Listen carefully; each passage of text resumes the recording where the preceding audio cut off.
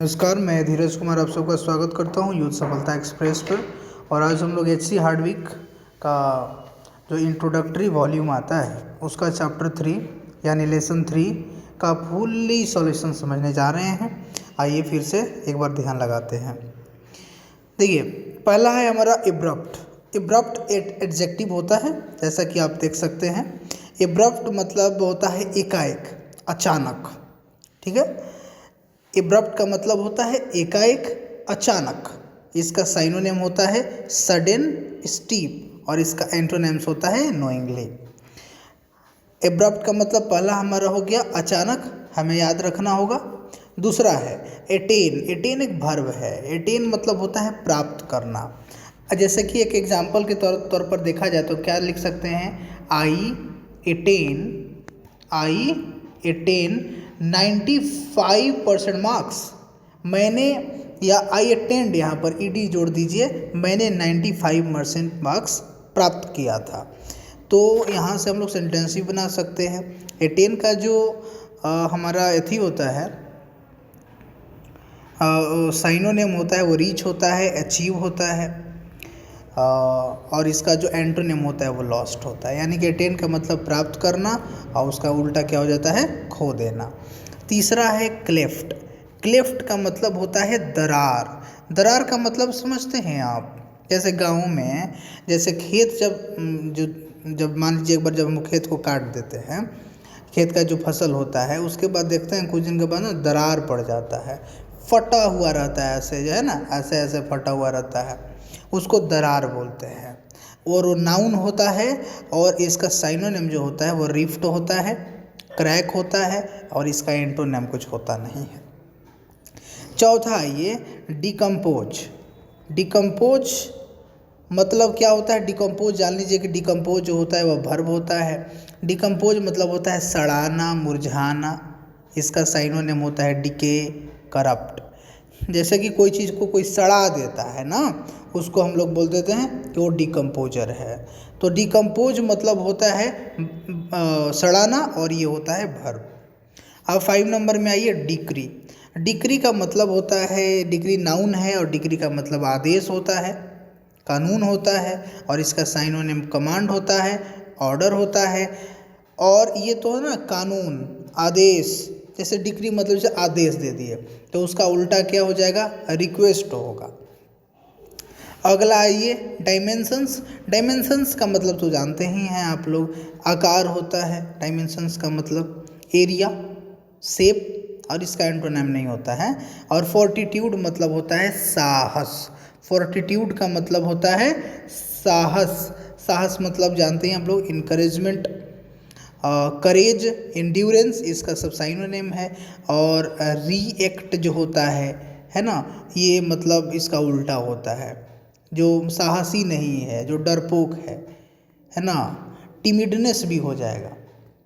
उसके बाद आइए फ्रस्ट्रेट। फ्रस्ट्रेट का मतलब होता है विफल करना। फ्रस्ट्रेट, जैसे सुनो ना, फ्रस्ट्रेट मत करो यार ज़्यादा अपने कामों से, तो फ्रस्ट्रेट का मतलब होता है विफल करना। सो फ्रस्ट्रेट मतलब विफल करना वर्ब है। इसका साइनोनिम हो जाता है डिफीट, थ्वार्ट भी हो जाता है। अब विफल करने के बदले उल्टा क्या होता है, सपोर्ट करना, तो हो जाएगा एंटोनिम सपोर्ट। अब आइए अगला ये जानते हैं, अगला हॉटी है। हॉटी का मतलब जानते हैं घमंडी होता है। जैसे कि किसी के पास पैसा ज़्यादा हो जाता है तो क्या हो जाता है, वो घमंडी हो जाता है। जिसके पास पैसा ज़्यादा हो जाता है वो क्या हो जाता है, घमंडी हो जाता है। तो हॉटी का मतलब घमंडी होता है, प्राउड भी हो जाएगा, एरोगेंट भी हो जाएगा, इसका साइनोनिम। और घमंडी का उल्टा क्या होता है, जो काइंड हो, जो दयालु हो, इसका उल्टा क्या हो जाएगा, घमंडी का उल्टा दयालु। यानी कि इसका एंटोनिम जो होगा वो जेनरस होगा, काइंड होगा, ये सब कह सकते हैं।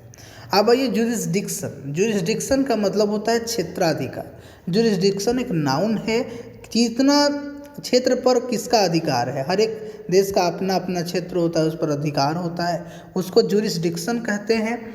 और राइट इसका साइनोनिम हो सकता है, अथॉरिटी इसका साइनोनिम हो सकता है, और इसका उल्टा नेम जो होता है वो अनऑथराइज्ड होता है। इसका जो उल्टा होता है वो अनऑथराइज्ड होता है।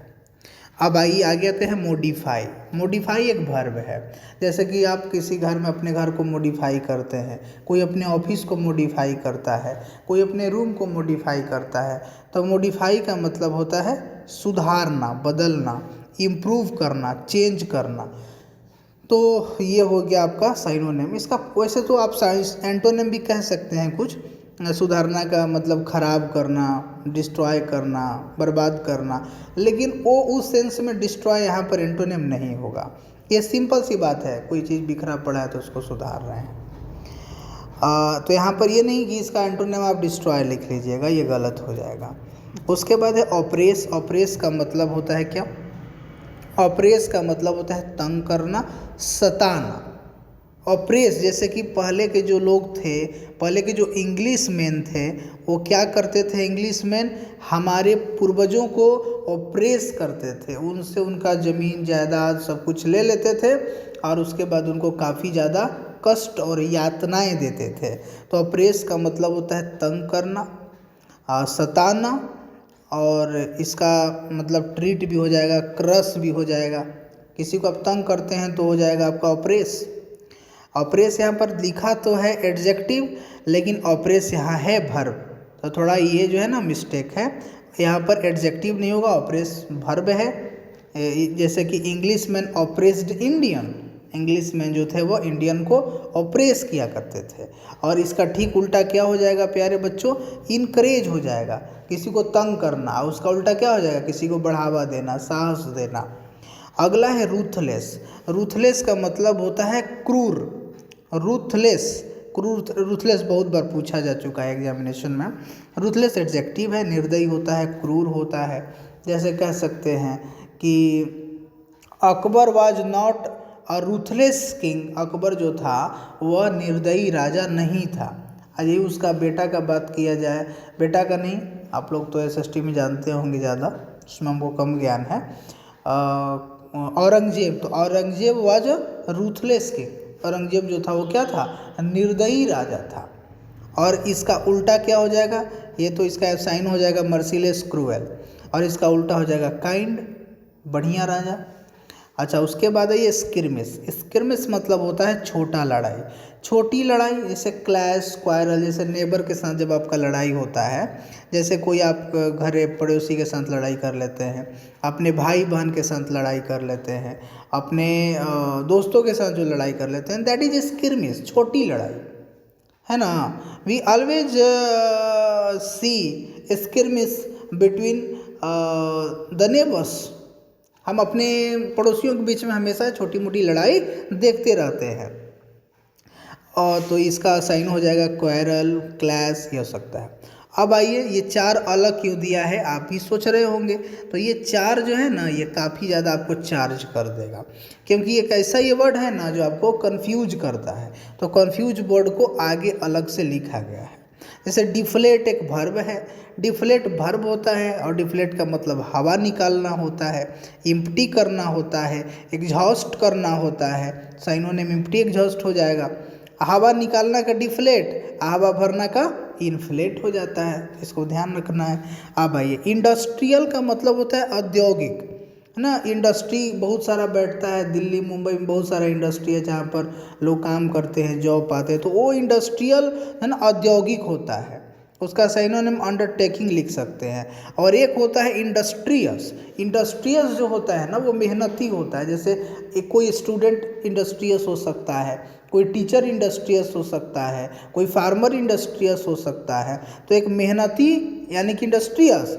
इंडस्ट्रियल जो होता है ना, वो औद्योगिक से रिलेटेड। आप समझ रहे हैं मेरे बातों को, मैं ऐसा उम्मीद करता हूँ। देखिए, इंडस्ट्रियस जिसका मतलब मेहनती होता है, उसका जो साइनोनिम होता है वो डिलीजेंट होता है, लेबोरियस होता है। इसका उल्टा जो होता है वो लेजी होता है। इन्फ्लेट मतलब हवा भरना। इसका जो साइन होता है स्वेल होता है, पफ होता है, और इसका उल्टा डिफ्लेट होता है। हम जानते हैं, आपको एक जगह कमी रह गई होगी कि मैं हर एक वर्ड के लिए सेंटेंस नहीं लिख पाया, due to lack of you can say lack of space के कारण मैं नहीं लिख पाया। लेकिन मैं अगले प्रयास करूंगा कि सबके सेंटेंस के साथ, हर एक वर्ड के साथ एक एक सेंटेंस बना करके आपको मैं बताऊं। उम्मीद करता हूं कि आपको ये वर्ड आपको अच्छा लगा होगा। आपके लिए मदद भी करेगा आगे एग्जामिनेशन में। Thank you so much for watching this video.